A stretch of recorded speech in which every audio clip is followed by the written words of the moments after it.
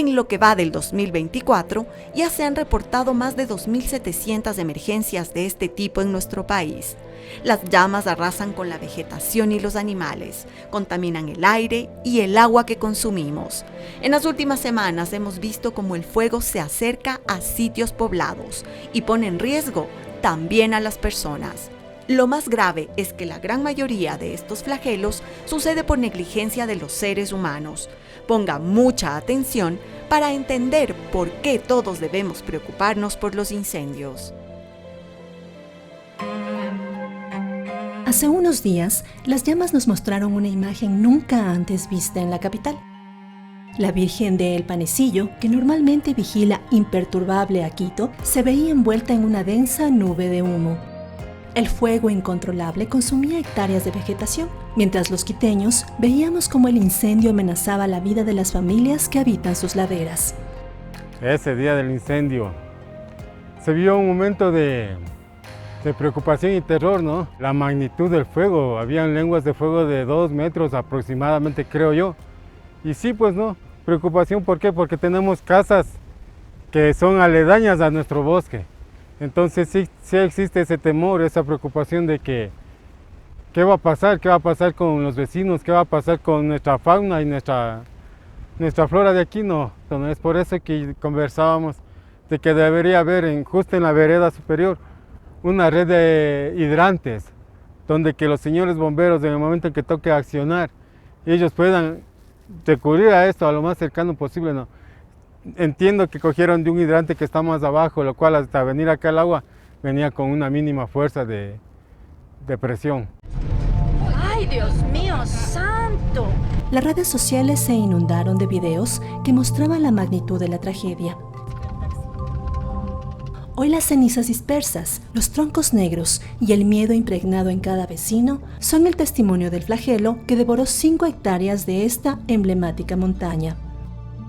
Bueno, en el Panecillo, luego del informe de investigación, se determina que el inicio del incendio es en la parte posterior de una vivienda por una quema de vegetación. Hay una intencionalidad en este sector, es de una vivienda que está en la parte de la 5 de junio hacia un poco más arriba hacia la montaña. Como es de conocimiento público, el presunto causante del incendio fue capturado por moradores y puesto en manos de la Policía Nacional. Él está al momento cumpliendo una prisión preventiva mientras se cumplen las diligencias investigativas como corresponde. Pero más allá de ello, se afectaron aproximadamente 5.7 hectáreas, que para la zona del Panecillo es bastante en realidad. Primero, creo que esa gran columna de humo que se vio prácticamente desde toda la ciudad genera una conmoción muy grande en el ciudadano por lo que significa el Panecillo para la ciudad de Quito. El no entender cuál puede ser la causa y cómo pueden haber personas desaprensivas que realicen este tipo de actividades en una zona tan importante y tan valiosa para nuestra ciudad. Los riesgos de que se contaminen las viviendas, tener que sacar adultos mayores con ayuda de agentes de control municipal. Eso es algo que nos debe llamar a la conciencia, pero sobre todo a poner de parte y un nivel de corresponsabilidad para evitar que se produzcan este tipo de eventos. Carlos, cuya casa y medio de vida están a metros de donde el fuego cobró fuerza, vivió con angustia la posibilidad de que su carpintería se convirtiera en el combustible que consumiría su futuro. Salimos de entregar una mercadería en la mañana. Tipo 1 de la tarde me llama mi hermana, desconsolada, llorando, ¿no? Y me dice que está la llama súper alta. Y en eso también nos llama mi cuñada de España. Entonces ellas ya han visto todo, entonces tratábamos de venir con prudencia pero rápido. Como nos decía un bombero, o sea, 5 o 10 minutos más, o sea, nos alcanzaba la casa. Dando gracias a Dios los vecinos, todos se acercaron, vinieron, ayudaron. Entonces pudimos mojar lo que usted ve que no está quemado para que no avance, porque era bastantísimo, o sea, era desesperante. Pero no es la primera vez que Carlos enfrenta este infierno. Nuestro taller nosotros tenemos aquí ya más o menos 40 años. La primera vez se fue un incendio igual, así mismo grande, y ahí se quemó una buena parte de nuestro taller. Le cuento que aquí hay bastantes pajaritos de diferentes especies y hoy ya no hay. Hoy no hay, entonces se quemaron, se perdió. Como Carlos, decenas de familias vieron cómo el fuego amenazaba sus viviendas y temen, al igual que el resto de capitalinos, a una amenaza que se suma al cambio climático, los pirómanos. Gracias a los vecinos de El Panecillo, se identificó a los presuntos culpables del flagelo del jueves pasado. Uno de ellos fue detenido, pero el daño ya estaba hecho. El municipio de Quito, en un esfuerzo por detener esta ola de incendios, ha anunciado sanciones ejemplares. Las multas, que oscilan entre los $460 y $34.500, se aplicarán a quienes fumen en zonas vulnerables, quemen residuos vegetales y dañen los ecosistemas frágiles. Las sanciones penales pueden llegar hasta 3 años de prisión. Hay que hacer un reconocimiento a la ciudadanía que nos ha dado estas herramientas para poder judicializar en algunos casos, para poder iniciar procesos administrativos en otros, y creo que esta es la única forma que podemos ayudarnos mutuamente. Un tema del sector del Huambi, vía el aeropuerto, por ejemplo, donde se pudo retener a 4 personas, 4 jóvenes, 2 de ellos menores de edad, 2 ya mayores de edad, que aparentemente hubiesen estado elaborando algunos videos para TikTok prendiendo fuego en la quebrada del Huambi. Lamentablemente no hubo un argumento sólido para que sean procesados en flagrancias. Esto sumado al sector de La Gasca, donde de una manera tan simple se viene a decir que no estaba en mis cabales, estaba bajo efectos del alcohol y prendí fuego. Como tratando de normalizar algo que definitivamente no es normal. Hay un video de unos jóvenes de la Argelia, donde prenden en un filo de una montaña y se van tan campantes. Y así todos estos procesos, que dan un total de 12 prácticamente, han sido ya judicializados por la vía penal. Aún así, las cicatrices del fuego no solo quedan en la tierra, también dejan una marca en la memoria colectiva de una ciudad que lucha por respirar.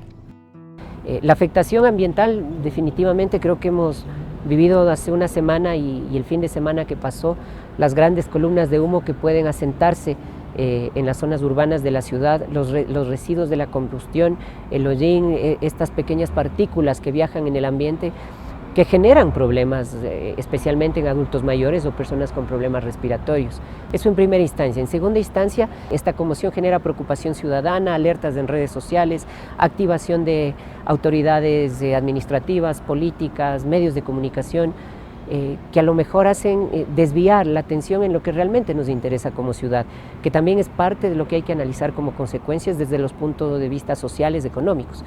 Y más allá de eso, ya en el tema ambiental, lo que nos pueden dejar 2.000 hectáreas de afectación en la flora y en la fauna, creo que la flora al final del día, con los años, podrá recuperarse, pero la fauna que migra debido a los incendios forestales muy difícilmente regresa. Entre julio y septiembre, el Cuerpo de Bomberos de Quito atendió 285 alertas de incendios. En total, 1.767 hectáreas de vegetación fueron arrasadas. Los incidentes más graves fueron en Pifo, Pinta, Rumipamba, Nayón y Huamaní. ¿Qué es lo que sucede en julio, agosto y septiembre? Las condiciones climáticas. Es decir, yo tengo sequía, tengo radiaciones que han llegado hasta 13 puntos en la zona, especialmente en la región andina y más aún en la ciudad de Quito, que estamos justo en la mitad del mundo. A eso hay que sumarle la temperatura. El sector de los valles alcanzó hasta 30 grados de temperatura.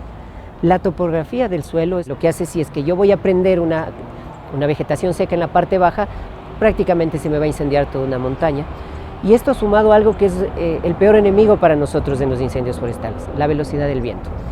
Hemos tenido hasta 60 kilómetros de velocidad de viento y esto complica porque el incendio se propaga muy rápido, genera gran concentración de humo hacia las partes altas y limita mucho la utilización de medios aéreos. Y si seguimos viendo cómo se queman los bosques, creo que lo único que está pasando es que se profundice esta problemática y realmente las consecuencias serán para las generaciones futuras. Aunque la capacidad de respuesta de los bomberos no se vio superada, el cansancio ya se dejó sentir en sus filas.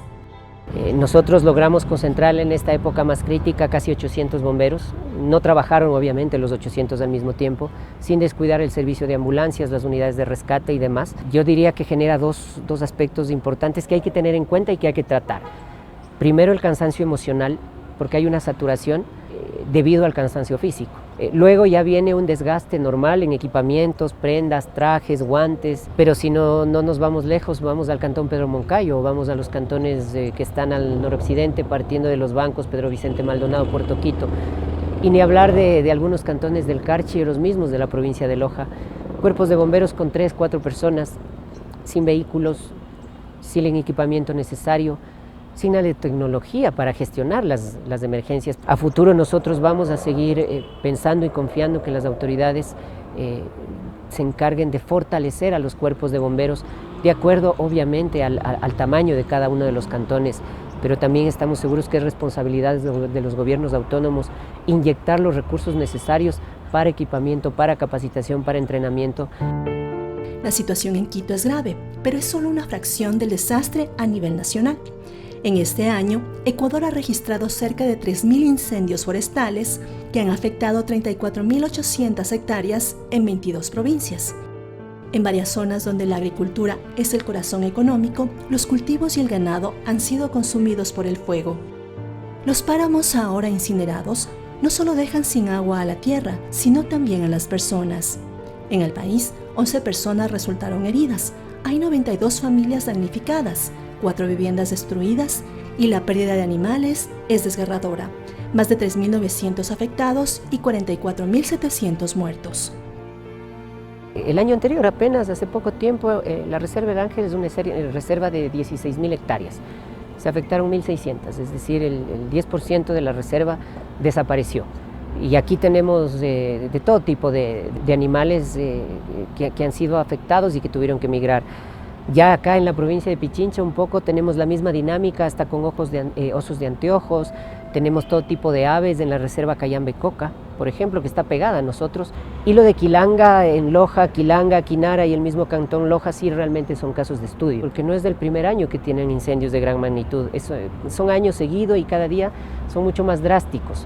Se habla aproximadamente de 8.000 hectáreas afectadas en Quilanga, y esto sí realmente es preocupante, sin que no signifique que en Guayaquil, extrañamente también, hemos tenido incendios forestales de magnitud prácticamente en los últimos 15 días. Las cifras son desalentadoras y los pronósticos no son mejores. Con el cambio climático llevando al mundo a los años más calurosos jamás registrados, los incendios forestales se están convirtiendo en una amenaza constante.